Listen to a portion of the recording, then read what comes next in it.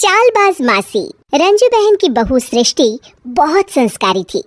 दोनों सास बहू बड़े प्यार से रहती और मिलजुल कर घर का काम करती थी। पर ये बात कईयों को तो अच्छी लगती, लेकिन कई लोगों को तो जलन का कारण बन गई थी। एक दिन सृष्टि से मिलने उसकी सहेली घर आती है। अरे सृष्टि, तू तो बड़ी अच्छी लग रही है।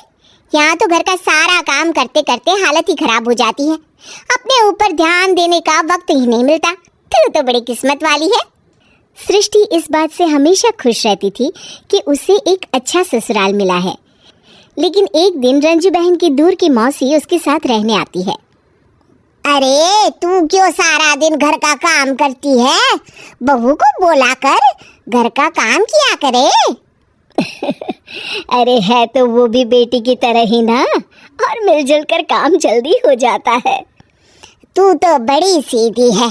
देख कैसे मटक मटक के सारे घर में घूमती है तेरी बहू। मेरी बहू होती तो इस वक्त मेरा पैर दबाती। क्या ये तेरे पैर दबाती है? पैर तो कभी नहीं दबाए इसने मेरे। ये सुनकर रंजना मौसी समझ जाती है कि उसने अपना काम कर दिया। अब जल्दी सास बहू में जंग होगी। मौसी मुस्कुराती हुई वहाँ से निकल जाती है। एक दिन रंजना मौसी सृष्टि से कहती है, तुम्हारे कान के झुमके तो बड़े सुंदर लग रहे हैं। जरूर तुम्हारी सास ने दिए होंगे। नहीं नहीं मौसी, मेरी माँ ने दिए हैं। अच्छा, फिर तेरी सास मुझे क्यों कह रही थी कि ये झुमके उसने तुम्हें दिए हैं?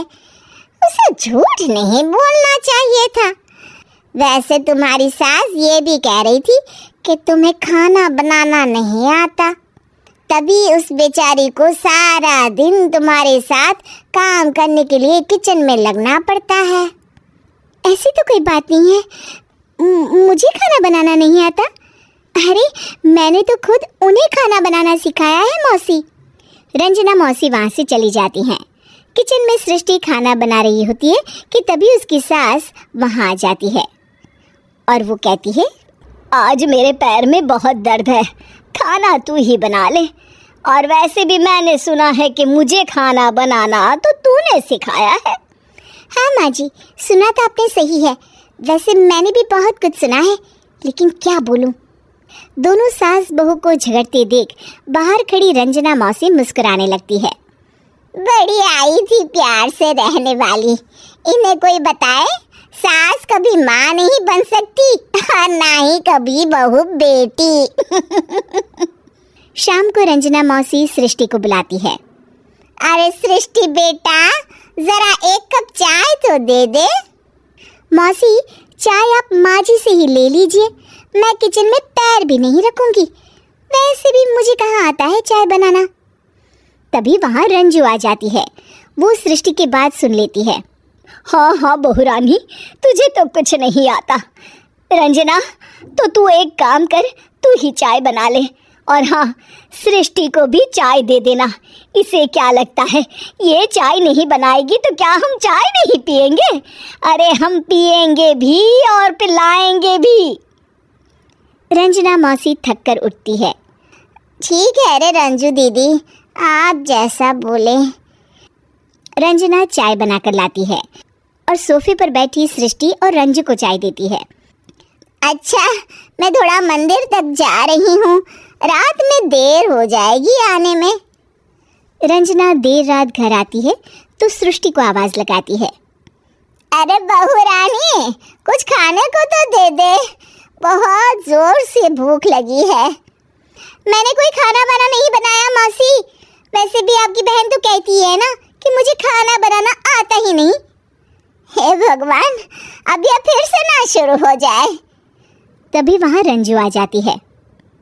रंजू, आज खाना तुम ही बना लो, और हाँ, थोड़ा खाना सृष्टि को भी दे देना, ताकि इसे भी पता चले कि हमारे यहाँ खाने का स्वाद क्या होता है।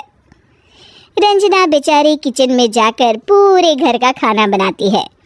जब वो खाना बनाकर बाहर निकलती है तो सास बहू टेबल पर बैठकर उसका इंतज़ार कर रही होती हैं। लाओ लाओ रंजू, जल्दी खाना लाओ, बहुत ज़ोर की भूख लगी है।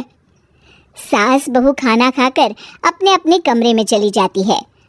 अगले दिन सुबह रंजू रंजना के कमरे में जाती है। अरे रंजू, अभी तक सो रही हो? जरा नाश्ता तो बना दो।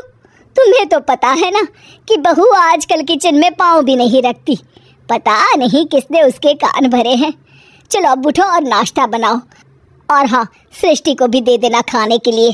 अरे उसे भी तो पता चले कि हमारे घर का नाश्ता कैसा होता है। मैं नीचे जा रही हूँ, जरा जल्दी वक्त पर आ जाना। हाँ। रंजना नीचे उतरती है और उसके हाथ में सूटकेस होता है। अरे रंजू, कहाँ जा रही हो? नाश्ता नहीं बनाओगी? अरे मौसी, बहुत जोर की भूख लगी है, नाश्ता अभी तक नहीं बना। अरे मैं कुछ नहीं बनाऊंगी, मैं तो घर जा रही हूँ। तुम सास बहू के चक्कर में मेरी तो कमर ही टूट गई। अरे अरे मौसी, कहाँ जा रही हो? तुम चली जाओगी तो हम सास बहू को खाना कौन खिलाएगा? रंजना मौसी भागते हुए कहती है, अरे मेरे बस की नहीं है, मुझे माफ करो, मैंने तो गलती कर दी तुम दोनों के बीच में झगड़ा लगाकर। रंजना मौसी के जाने के बाद रंजू सृष्टि से कहती है, बढ़िया आई थी हमारे बीच लड़ाई लगवाने वाली। अरे कौन कहता है कि सास माँ और बहू बेटी नहीं बन सकती? सही कह रही है माँ, अगर ऐसे भड़काने वाले लोगों से दूर रहा जाए तो हर सास माँ और हर बहू बेटी बन सकती है।